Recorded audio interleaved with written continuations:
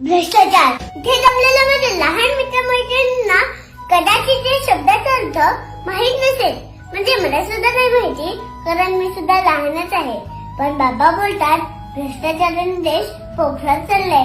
जेवढे इंग्रजांनी आपल्या देशाला नसेल लुटलं, तेवढा या भ्रष्टाचारांनी लुटले. प्रत्येक शासनाच्या गोष्टीत गडबड, गोंधळ, भ्रष्टाचार, घोटा. ह्यांचे घोटाळे करोड, 100 करोड, 1000 करोड, हजारो करोड. हे घोटाळे करून एवढा पचून ढेकडी देत नाही म्हणे. जेवढी आपली लोकसंख्या आहे आणि जेवढी आपण सर्व गोष्टी टॅक्स भरतो, हे पाहून आपण जगातले महासत्ता कधीच बनायला हवं होतं. पण या घोटाळेबाजांमुळे आपल्या देशाचं अतोनात नुकसान होत चाललंय.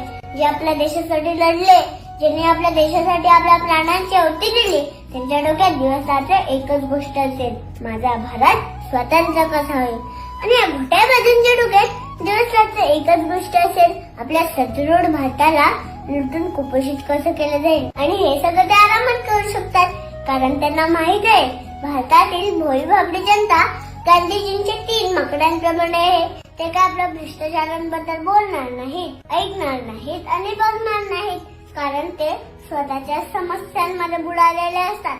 बरेच लोक देशाला सामान्य जनतेला लुटून परदेशात सेटल होतात. ह्या भ्रष्टाचाराबद्दल बाबा